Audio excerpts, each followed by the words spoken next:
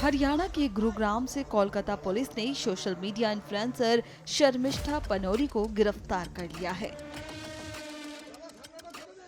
बता दें कि शर्मिष्ठा ने ऑपरेशन सिंदूर के दौरान सोशल मीडिया पर आपत्तिजनक टिप्पणी की थी, जिसका जमकर विरोध किया गया था। इसके बाद से ही शर्मिष्ठा के खिलाफ कार्रवाई की मांग की जा रही थी। अब शर्मिष्ठा पानोली की अलीपुर जिला अदालत में पेशी हुई। अब इस मामले में वकील मोहम्मद समीनुद्दीन का क्या कुछ कहना है, सुनिए।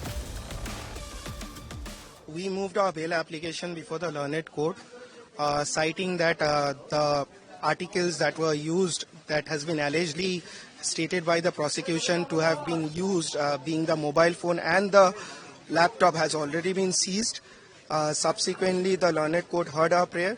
The police custody prayer was sought by the prosecution, which was turned down and rejected, and subsequently the accused has been remanded to judicial custody till 13th of June 2025.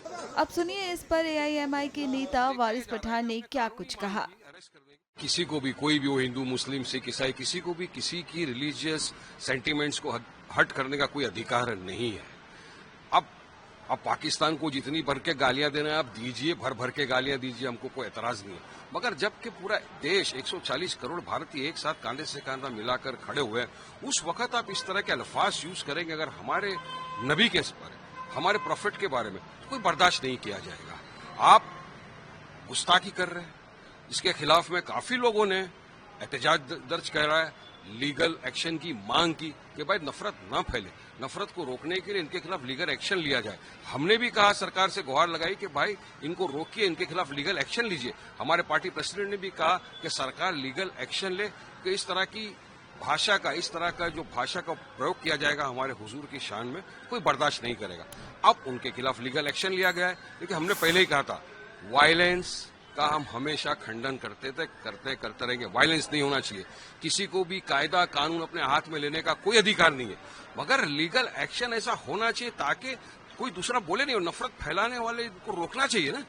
इस तरह की जो नफरतबाजी फैलाते उनको रोकना सरकार का, कानून का काम है। अब सरकार ने, कानून ने, अब कोलकाता की पुलिस आई, उनको गिरफ्तार किया, उनके खिलाफ काफी सारे एफआईआर थे कोलकाता के अंदर, दूसरी जगहों के ऊपर, उनको अभी गिरफ्तार किया। अब जो कानून प्रतिक्रिया करेगा, जो कोर्ट फैसला करेगा, सबको मंजूर होगा। पर यहाँ पर देखा यह जा रहा है कि हमने कानूनी मांग की अरेस्ट करने की, तो हमको धमकियां आ रही है, हमको सोशल मीडिया के जरिए से, फोन कॉल के जरिए धमकी दी जा रही है, अब्यूज किया जा रहा है। तो अपने इनकी भी लिस्ट तैयार की है, जो हमको धमकियां और इस तरह की गाली गलौज कर रहे हैं, इनकी भी लिस्ट तैयार की है हमने। इंशाल्लाह बहुत जल्दी मुंबई पुलिस को दी जाएगी और फौरी कार्रवाई करने की मांग की जाएगी। वहीं एसपी नेता अबू आसिम आजमी ने भी इसकी कड़ी निंदा की। मैं मुबारकबाद दूंगा उन तमाम सरकारें जो किसी के रिलीजियस सेंटिमेंट को हर्ट करता हो, जैसे हुजूर पाक सल्लल्लाहु अलैहि वसल्लम हो गए, या कोई देवी देवता हो गए, या इस देश के कोई इंपॉर्टेंट पर्सन जैसे छत्रपति शिवाजी महाराज हो, गांधी जी हों, डॉक्टर भीमराव अम्बेडकर साहब हों, जिनको दुनिया चाहती है, जो रिस्पेक्टेड लोग हैं, ऐसे लोगों के खिलाफ अगर कोई अपमानित जनक बातें बोलता है, तो मैं आज ने 50 बार मैं असेंबली में बोल चुका हूं, साहब ये एक इससे बहुत बड़ा लॉ एंड ऑर्डर की सिचुएशन खराब हो जाती है। हमारा देश धार्मिक देश है, लोगों का अगर जो रिलीजियस सेंटीमेंट हर्ट होते हैं तो लोग मरने मारने को तैयार हो जाते हैं। और आप देखिए पूरे देश में कितनी बार ऐसा हो रहा है। लेकिन मैं देख रहा हूं हमारी सरकार महाराष्ट्र की, ये बिल्कुल फिक़ा परस्त सरकार है।